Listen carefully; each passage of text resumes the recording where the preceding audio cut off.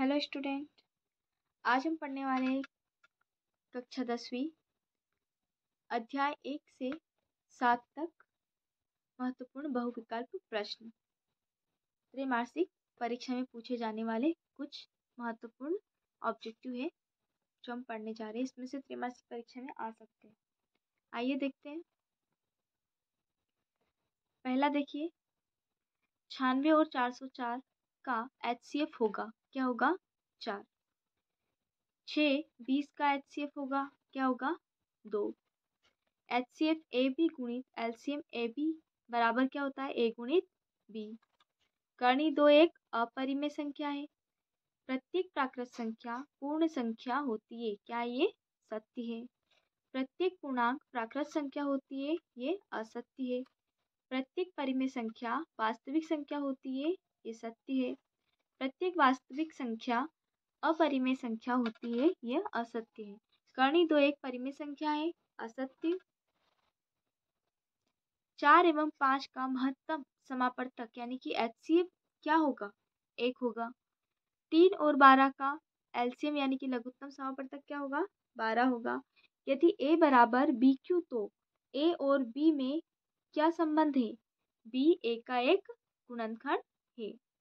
अगला देखिए, यदि द्विघात बहुपद x² + bx + c के शून्यक अल्फा और बीटा हो तो अल्फा डॉट बीटा का मान क्या होगा? C/A। बहुत इंपॉर्टेंट ऑब्जेक्टिव है त्रैमासिक परीक्षा के लिए, आप इनको जरूर याद करें। अगला देखिए, बहुपद x⁻2 - 3 के शून्यक होंगे ± कर्ण 3। यदि द्विघात बहुपद x⁻2 + bx + c के शून्यक अल्फा और बीटा हो तो अल्फा प्लस बीटा का मान क्या होगा? -B/A।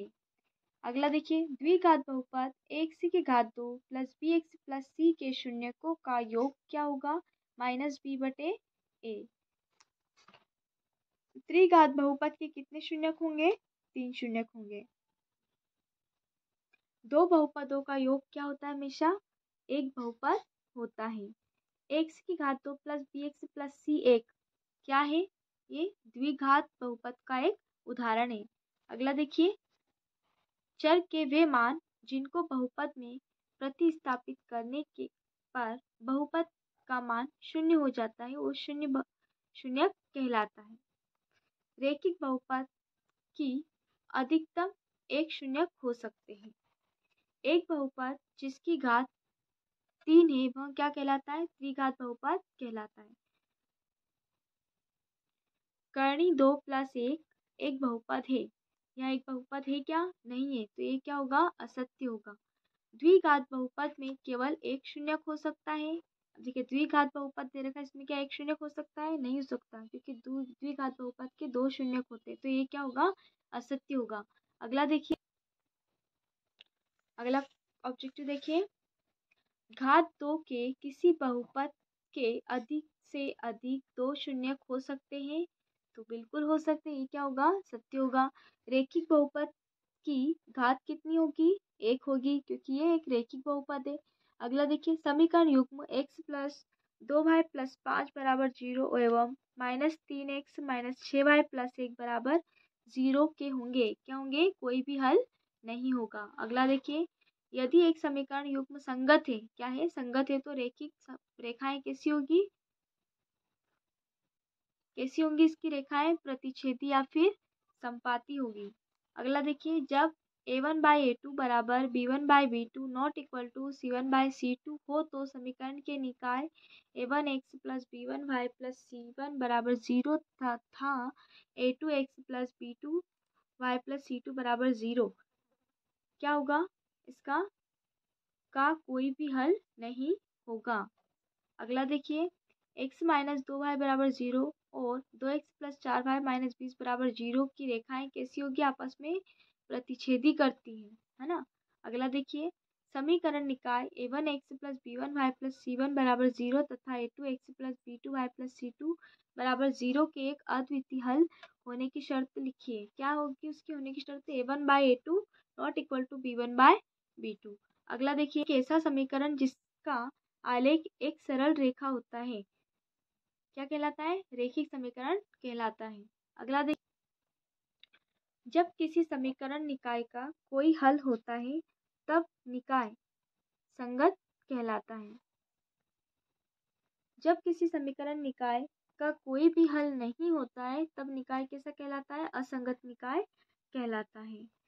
समीकरण x + y = 8 में यदि x = 3 रख दे तो y बराबर क्या हो जाएगा? 5 हो जाएगा। यहाँ पे x के बराबर हम क्या रखेंगे? 3 रखेंगे तो y का मान क्या निकल जाएगा? 5 निकल जाएगा। ठीक है, अगला देखिए, दो चरों x व y वाले रैखिक समीकरण का मानक रूप लिखिए। क्या होगा? x + by + c = 0। समीकरण बोला है तो 0 जरूर लिखेंगे हम, है ना। अगला देखिए, द्विघात समीकरण x⁻2 - 4x + 4 = 0 के विविक्तकर का मान क्या होगा? 0 होगा। इसको हम निकालेंगे विविक्तकर का सूत्र लगाकर। d बराबर -b² d बराबर b² - 4ac उसे मान रखेंगे और इसका आंसर निकालेंगे। ठीक है, अगला देखिए, द्विघात समीकरण का मानक रूप लिखिए। तो क्या होगा? x⁻2 + bx + c = 0। अगला देखिए, एक द्विघात समीकरण ax⁻2 + bx + c = 0 में कोई वास्तविक मूल नहीं होता यदि b² - 4ac का मान छोटा है किससे? 0 से, है ना। अगला देखिए, 3x⁻2 - 2x + 1/3 = 0 का विविक्तकर 0 होगा। क्या होगा? इसका विविक्तकर निकालेंगे हम तो 0 होगा। श्रीधराचार्य ने एक सूत्र प्रतिपादित किया है जिसे अब द्विघात सूत्र के रूप में जाना जाता है। किस सूत्र के रूप में जाना जाता है? द्विघात सूत्र के रूप में जाना जाता है। अगला देखिए, वर्ग समीकरण के अनेक हल हो सकते हैं। हो सकते हैं क्या? नहीं हो सकते। ये क्या होगा? असत्य होगा। x × x - 1 = 0 में x का मान 0 और एवं 1 है तो ये क्या है? सत्य। देखो, यहाँ से हम x का मान निकालेंगे तो x बराबर 0 हो जाएगा और इसमें निकालेंगे तो x यही रहेगा, -1 इधर चले जाए, प्लस का 1 हो जाएगा तो 0 और 1 होगा। तो ये सत्य है। x² - 4x + 4 = 0 के मूल बराबर है। ये क्या है? सत्य है। द्विघात समीकरण x⁻2 + bx + c = 0 के विविक्तकर ज्ञात करने का सूत्र क्या होगा? d बराबर b² - 4ac ये विविक्तकर ज्ञात करने का सूत्र है। अगला देखिए, क्या x + 1/2 = 2 × x - 3 एक द्विघात समीकरण है? तो हाँ, यह एक द्विघात समीकरण है। इसको हम हल करेंगे और पता लगाएंगे द्विघात समीकरण है कि नहीं। ठीक है, तो ये है। यदि a, b और c वास्तविक संख्याएं हैं और a ≠ 0 हो तब द्विघात समीकरण किस रूप में होगा? तो किस रूप में होगा? x⁻2 + bx + c = 0। अगला देखिए, समांतर श्रेणी 10, 7, 4 का 10वां पद क्या है? -17। समांतर श्रेणी -3 -1/2 2 डैश का 11वां पद क्या होगा? 22। एक समांतर श्रेणी का प्रथम पद a तथा सार्वअंतर d है तो उसका nवां पद क्या होगा? a + n - d। अगला देखिए, समांतर श्रेणी 3/2 1/2 -1/2 -3/2 डैश में सार्वअंतर d बराबर क्या होगा? -1। इसका सार्वअंतर निकालेंगे तो क्या आएगा? -1। अगला देखिए, समांतर श्रेणी 5, 10, 15 डैश का 10वां पद क्या होगा? 50 होगा। अगला देखिए, समांतर श्रेणी 10, 7, 4 डैश का 10वां पद -17 है। ये क्या है? सत्य है।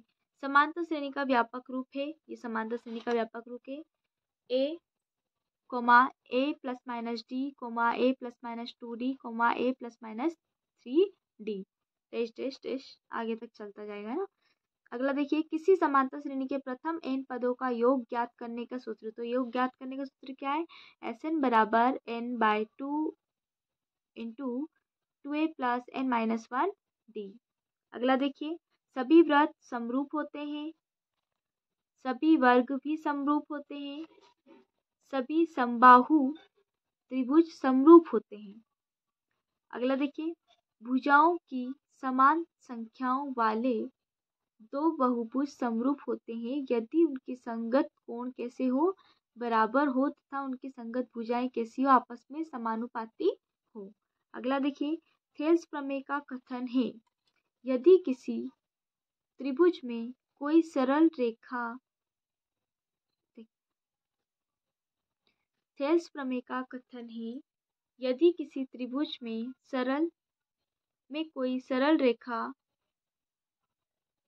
उसकी दो भुजाओं को समान अनुपात में विभक्त करे तो वह तीसरी भुजा के समांतर होती है। तो ये क्या है? असत्य। ये थेल्स प्रमेय का कथन नहीं है।